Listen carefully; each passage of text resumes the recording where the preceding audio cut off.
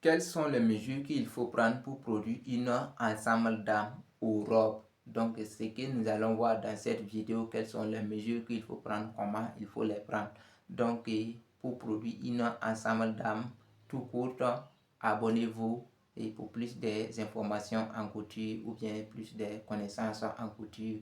Donc, on aura besoin des épaules, la largeur épaule, on aura besoin des tours de poitrine, la tour de taille, la hauteur poitrine qui est 2 lignes sur la pointe des seins et au-dessus des seins, la longueur taille à partir des plus creux de la taille, la longueur totale de notre haut qui va dépendre de notre modèle ou bien ce que notre client veut. Donc on aura aussi besoin de écartement poitrine, la longueur masse, la tour de masse et 6 masses longues, la tour de poignet. On aura besoin de la ceinture, la tour de bassin, aussi la longueur jupe, la longueur genou et le montant bassin. Donc si c'est une robe, on aura aussi la longueur genou, on aura besoin du montant bassin, la longueur robe.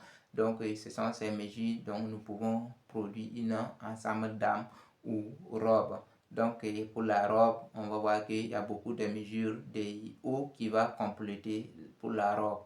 Donc c'est pourquoi on n'a pas entendu ou bien on ne voit que on voit que pour la robe, on dirait que les mesures ce ne sont pas beaucoup. Donc à partir de ces mesures, nous pouvons produire une ensemble dames facilement et très facile aussi à mémoriser. Par exemple, celui-là qui ne maîtrise pas bien, qui veut mémoriser. Donc je vous aime, je vous adore. N'oubliez pas de vous abonner, je vous aime.